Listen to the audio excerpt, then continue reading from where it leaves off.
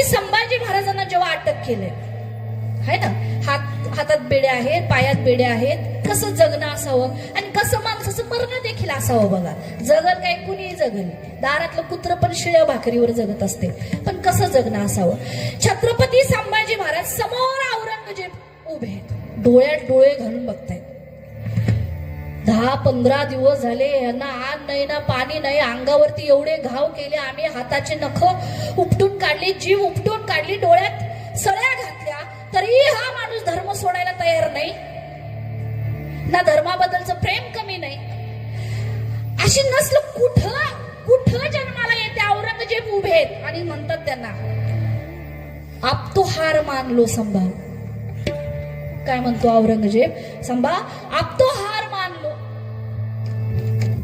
एवढ्या यातना कशाला सहन करतोयस तू? एवढ्या यातनेने एखादा मरून जाईल आणि काय उपयोग आहे तुझा? तेव्हा संभाजी महाराजांनी दिलेलं उत्तर फार छान आहे, फार.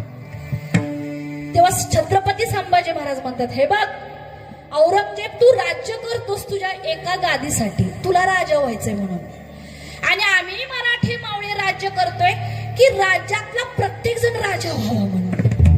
बरोबर. आणि हे बघ, तू म्हातारा होऊन एक ना एक दिवस मरणारच. कोण जगणार आहे काय? राजा आहे म्हणून काय 1000 वर्ष जगेल कोण?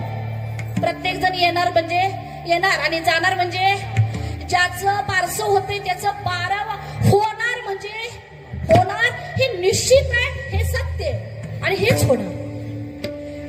मग तेव्हा संभाजी महाराज म्हणतात, तूही एक दिवस जाणार, पण तू ज्या दिवशी जाणार तेव्हा सगळं तुझं संपणार, तुझं सगळं संपणार. औरंगजेब तिथं संपणार, पण मी ज्या दिवशी जाणार त्या दिवशी घराघरात माझं नाव प्रत्येक बाळाला ठेवलं जाईल. मी ज्या दिवशी जाणार त्यावेळेस प्रत्येकाचं रक्त उसळून येईल. मी जाणार याच्या कित्येक वर्षानंतर माझी आठवण काढली जाईल, पण तुझी काढली जाणार नाही. म्हणून आम्हाला जगायचंय औरंगजेब सारखं नाही, जगायचं कुणासारखं आहे? छत्रपती संभाजी महाराजांच्या सारखं. विठ्ठल